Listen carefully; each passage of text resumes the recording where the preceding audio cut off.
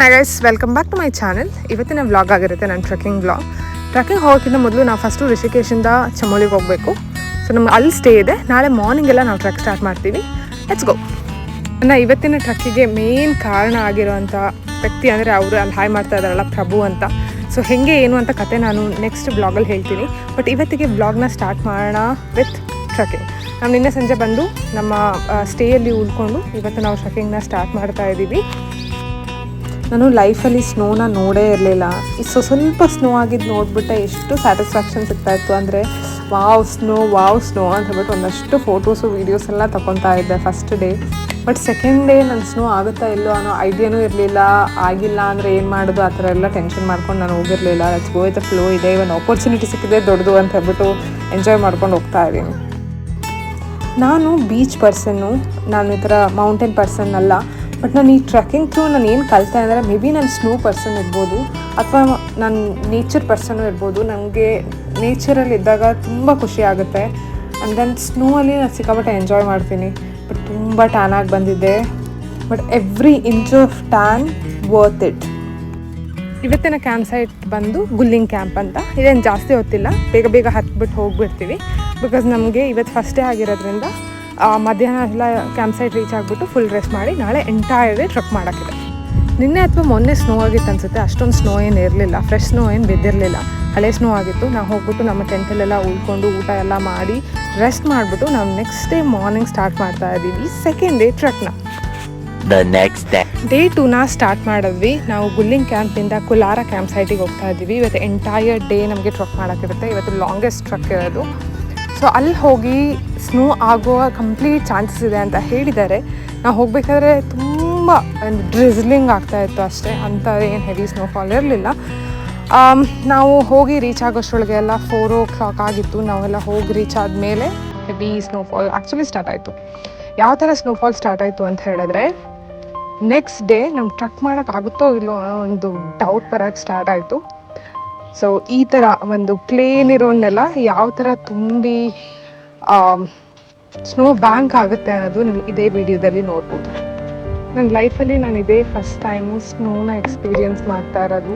ಅದು ಇಷ್ಟೊಂದು ಅನ್ಎಕ್ಸ್ಪೆಕ್ಟೆಡ್ ಆಗಿ ಒಂದು ಸಿಕ್ಕಿರೋವಂಥ ಆಪರ್ಚುನಿಟಿಲಿ ನಾನು ಸ್ನೋ ಎಕ್ಸ್ಪೀರಿಯನ್ಸ್ ಮಾಡ್ತಾ ಇದ್ದೀನಿ, ಸ್ನೋ ಟ್ರೆಕ್ ಮಾಡ್ತಾ ಇದ್ದೀನಿ ಅನ್ನೋದು ನನಗೆ ತುಂಬ ಖುಷಿ ಇದೆ.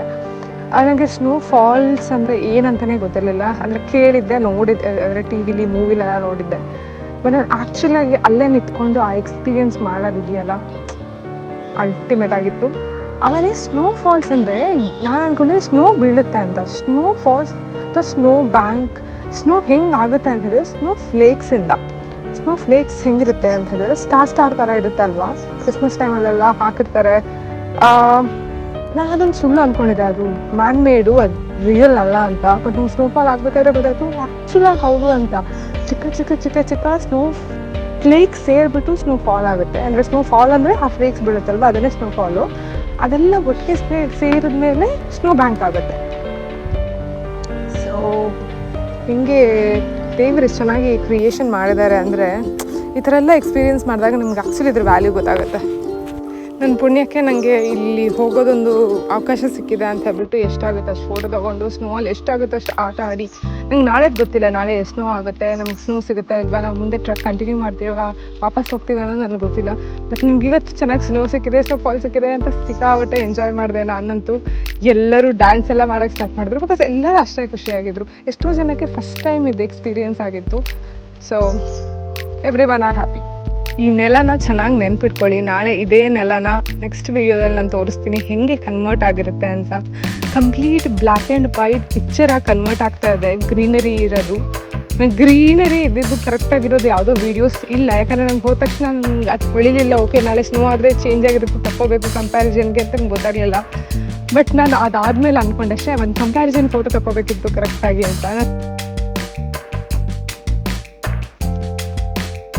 ಸ್ನೋ ಫ್ಲೇಕ್ಸ್ ಬಗ್ಗೆ ಹೇಳ್ತಿದ್ದಲ್ಲ, ಇದೇ ಸ್ನೋ ಫ್ಲೇಕ್ಸ್ ನೋಡಿ, ಝೂಮಲ್ಲಿ ಹಾಕಿ ತೆಗೆದಿದ್ದೀನಿ.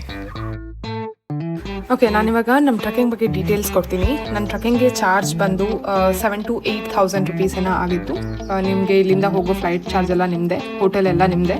ಅಲ್ಲಿ ಟ್ರೆಕ್ಕಿಂಗ್ ಏನಿರುತ್ತೆ ಅದೊಂದು 7,000 to 8,000, 8 to 9 ಹಾಗೇನೋ ಆಗುತ್ತೆ. 6 days ಟ್ರಕ್ಕಿಂಗ್ ಇರುತ್ತೆ. ಆಮೇಲೆ 22 ಕಿಲೋಮೀಟರ್ಸ್ ನೀವು ಟ್ರಕ್ ಮಾಡ್ತೀರಾ.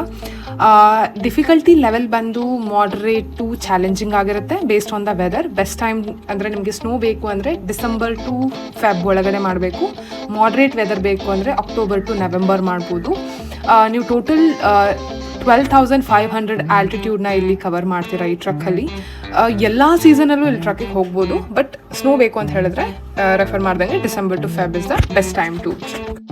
ನೀವು ಪೀಪಲ್ ಕೋಟಿಗೆ ಬರಬೇಕಾಗುತ್ತೆ, ಋಷಿಕೇಶ್ಗೆ. ಫಸ್ಟ್ ನೀವು ಫ್ಲೈಟ್ ತೊಗೊಂಡು ಡೆಲ್ಲಿ ಅಥವಾ ಅಹಮದಾಬಾದಿಗೆ ಬಂದು ಅಲ್ಲಿಂದ ನೀವು ತೊಗೊಬೋದು ಋಷಿಕೇಶಿಗೆ ಬರ್ಬೋದು. ಋಷಿಕೇಶಲ್ಲಿ ಸ್ಟೇ ಮಾಡಿ ಅಲ್ಲಿಂದ ಬೇಕಾದ್ರೆ ಗಂಗಾ ಆರತಿ ಅದು ಇದು ಎಲ್ಲ ನೋಡಿಕೊಂಡು ಸೆಕೆಂಡ್ ಡೇ ನೀವು ಪೀಪಲ್ ಕೋಟಿಗೆ ಹೋಗಬೇಕಾಗುತ್ತೆ. ಪೀಪಲ್ ಕೋಟಿಗೆ ನೀವು ಬಸ್ಸಲ್ಲಿ ಹೋದರೆ ನಿಮಗೆ ಅರೌಂಡ್ 7 hours ಬಸ್ ಜರ್ನಿ ಇದೆ ಅದು. ಇಲ್ಲ ಅಂತ ಹೇಳಿದ್ರೆ ನೀವು ಅವ್ರ ಹತ್ರನೇ ರಿಕ್ವೆಸ್ಟ್ ಮಾಡಿಕೊಂಡು ಅವ್ರನ್ನ ಏರ್ಪೋರ್ಟಿಂದನೇ ಪಿಕ್ ಮಾಡೋ ವ್ಯವಸ್ಥೆ ಕೂಡ ಮಾಡಿಕೊಡ್ತಾರೆ. ನಿಮಗೆ ಊಟಕ್ಕೆ ವೆಜ್ಜು ನಾನ್ ವೆಜ್ಜು ಇರುತ್ತೆ. Breakfast, lunch, snacks, coffee, tea ಎಲ್ಲ ಕೊಡ್ತಾರೆ. ಟೆಂಟು ಅವರೇ ಕೊಡ್ತಾರೆ. ನಿಮ್ಮ ಹತ್ರ ಏನಾದರೂ ಟ್ರೆಕ್ ಮಾಡೋಕ್ಕೆ ಶೂಸ್, ಬ್ಯಾಗ್ ಆ ಥರ ಏನೂ ಇಲ್ಲ ಅಂದರೂ ಅದನ್ನೂ ರೆಂಟಿಗೆ ಕೊಡ್ತಾರೆ. ಬಟ್ ಅದೆಲ್ಲ ಸಪ್ರೇಟಾಗಿ ಚಾರ್ಜ್ ಆಗುತ್ತೆ. 1 night ನಿಮಗೆ ಅಕೊಮಡೇಷನ್ ಕೂಡ ಅವರೇ ಅರೇಂಜ್ ಮಾಡಿಕೊಡ್ತಾರೆ. ಬಿಕಾಸ್ ಪೀಪಲ್ ಕೋಟಿ ನಾವು ಸ್ಟೇ ಮಾಡಬೇಕಲ್ಲ ಒಂದಿನ. ನೆಕ್ಸ್ಟ್ ಡೇ ಮಾರ್ನಿಂಗ್ ನಾವು ಟ್ರಕ್ ಸ್ಟಾರ್ಟ್ ಮಾಡೋದ್ರಿಂದ ಪೀಪಲ್ ಕೋಟಿಲಿ ಸ್ಟಾರ್ಟಿಂಗ್ ಒಂದಿನ, ಲಾಸ್ಟ್ ವಾಪಸ್ ಬರೋಕ್ಕಿಂತ ಹಿಂದಿನ ದಿನ ನಾವು ಟ್ರಕ್ ಮುಗಿಸಿ ಬಂದ ತಕ್ಷಣ 1 stay 2 stay ನಿಮಗೆ ಫ್ರೀ ಸಿಗುತ್ತೆ.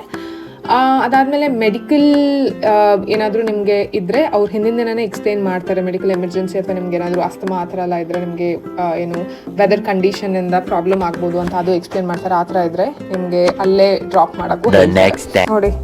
ನೆಕ್ಸ್ಟ್ ಡೇ ಫುಲ್ ಸ್ನೋ ಬಂದುಬಿಟ್ಟು ಎಲ್ಲ ಟೆಂಟ್ ಮೇಲೆ 1 kg ಸ್ನೋ ಕೂತಿತ್ತು. ಆಮೇಲೆ ಅವರೆಲ್ಲ ನಮ್ಗೆ ಹೆಲ್ಪ್ ಮಾಡಿಬಿಟ್ಟು ಎಲ್ಲ ಟೆಂಟಿಂದ ಸ್ನೋನ ತೆಗೆದು ನಾವು ಹೆಂಗೋ ಸರ್ವೈವ್ ಆದ್ವಿ. ಅದೊಂಥರ ಅಡ್ವೆಂಚರಸ್ ಟ್ರಿಪ್ ಥರ ಇದೆ ನಮಗೆ. ಸ್ನೋ ಜಾಸ್ತಿ ಆಗ್ತಾ ಇದೆ ಅಂತ ಒಂದು ರೈನ್ ಕೋಟ್ ಕೊಟ್ಟಿದ್ರು, ಅದನ್ನು ಹಾಕೊಂಡ್ರೆ ಹೆಂಗೆ ಕಾಣಿಸ್ತಾ ಇದ್ದೆ. ನಾನು ಮೊದಲೇ ಹೇಳಿದ್ದೆ ಅಲ್ವಾ, ಯಾವ ಥರ ಚೇಂಜ್ ಆಗುತ್ತೆ ತೋರಿಸ್ತೀನಿ, ಎಲ್ಲ ಚೆನ್ನಾಗಿ ನೋಡ್ಕೊಬಿಡಿ ಒಂದ್ಸಲ ಅಂತ. ಈ ಥರ ಚೇಂಜ್ ಆಗಿದೆ. ಬ್ಲ್ಯಾಕ್ ಕಲರು ನೆಲ ವೈಟ್ ಕಲರ್ ಆಗಿಬಿಟ್ಟಿದೆ ರಾತ್ರಿ ಆಗೋಷ್ಟೊಳಗೆ. ಒಂದು ಸ್ನೋ ಬಿದ್ದಿದೆ. ನಮಗೆಲ್ಲ ಹೇಳಕ್ಕೆ ಸ್ಟಾರ್ಟ್ ಮಾಡಿದ್ರು. ನೋಡಿ ಅಷ್ಟಿದೆ, ಅದ್ರ ಮೇಲ್ಗಡೆ ಎಲ್ಲ ಇತ್ತು, ಈ ಥರ ಮುಚ್ಕೊಂಡು ಹೋಗೋಷ್ಟು ಬಿದ್ದಿದೆ. ಏನೋ 2 ಸ್ಲೀಪಿಂಗ್ ಬ್ಯಾಗ್ ಹಾಕ್ಕೊಂಡು ಮಲ್ಕೊಳೋದ್ರಿಂದ ಬಚಾವಾಗಿದ್ದೀವಿ. ನನ್ನ ಟೆಂಟ್ ಮೇಲಂತೂ ಎಷ್ಟು ಸ್ನೋ ಕುತ್ಕೊಂಡಿತ್ತು ಅಂತ ಹೇಳಿದ್ರೆ, ಇನ್ನೇನು ಸ್ವಲ್ಪ ಸ್ನೋ ಬಂದಿದ್ರೆ ನನ್ನ ಟೆಂಟ್ ಬಿದ್ದೋಗ್ಬಿಡ್ತಿತ್ತೇನೋ. ಪಾಪ ರಾತ್ರಿ ಎಲ್ಲ ಅವ್ರು ಎತ್ಕೊಂಡು ಎಲ್ಲರದ್ದು ಟೆಂಟ್ನ ಸರಿ ಮಾಡಿ ಕೊಡ್ಕಿ ಇಡ್ತಾಯಿದ್ರು. ಸೊ ನಮಗೆ ಈ ಥರ ಒಂದು ಟೆಂಟ್ ಕೊಟ್ಟಿರ್ತಾರೆ. ನಿಮ್ಗೆ ಅದರಲ್ಲಿ ಸ್ಲೀಪಿಂಗ್ ಬ್ಯಾಗ್ ಇರುತ್ತೆ. 1 ಸ್ಲೀಪಿಂಗ್ ಬ್ಯಾಗ್ 1 ಟೆಂಟಿಗೆ ಕೊಡ್ತಾರೆ ಅಷ್ಟೇ. ಸೊ ನೀವು ಆ ಸ್ಲೀಪಿಂಗ್ ಬ್ಯಾಗ್ ಒಳಗಡೆ ಥರ್ಮಲ್ಸ್ ಇರೋದ್ರಿಂದ ನಿಮ್ಗೆ ಹೊರಗಡೆ ಎಷ್ಟೇ ಸ್ನೋ ಆಗ್ತಾಯಿದ್ರು ಒಂದು ಟೆಂಪ್ರೇಚರ್ನ ಅದು ಮೇಂಟೈನ್ ಮಾಡಿಟ್ಟಿರುತ್ತೆ. ನಿಮ್ಗೆ ಬೆಚ್ಚಗಿರುತ್ತೆ ಮಲ್ಕೊಂಡಾಗ. ಬಟ್ ಈ ವೆದರ್ಗೆ 1 ಸ್ಲೀಪಿಂಗ್ ಬ್ಯಾಗ್ ಸಾಕಾಗಲ್ಲ. ನಾನು ಫಸ್ಟೇ ಎಲ್ಲ ಒಂದೊಂದೇ ಸ್ಲೀಪಿಂಗ್ ಬ್ಯಾಗಲ್ಲಿ ಮಲ್ಕೊಳಕ್ಕೆ ಟ್ರೈ ಮಾಡಿದ್ದೀನಿ, ನಿದ್ದೆನೇ ಬಂದಿರಲಿಲ್ಲ. ಅದಕ್ಕೆ ನಾಳೆಯಿಂದ 2 ಸ್ಲೀಪಿಂಗ್ ಬ್ಯಾಗ್ ಬೇಕೇ ಬೇಕು ನನಗೆ. Okay guys, thank you for watching this vlog. ನಾಳೆ ಮತ್ತೊಂದು ವ್ಲಾಗ್ ಜೊತೆಗೆ ಮತ್ತೆ ಸಿಗ್ತೀನಿ. Bye. Till then like, share, comment and subscribe.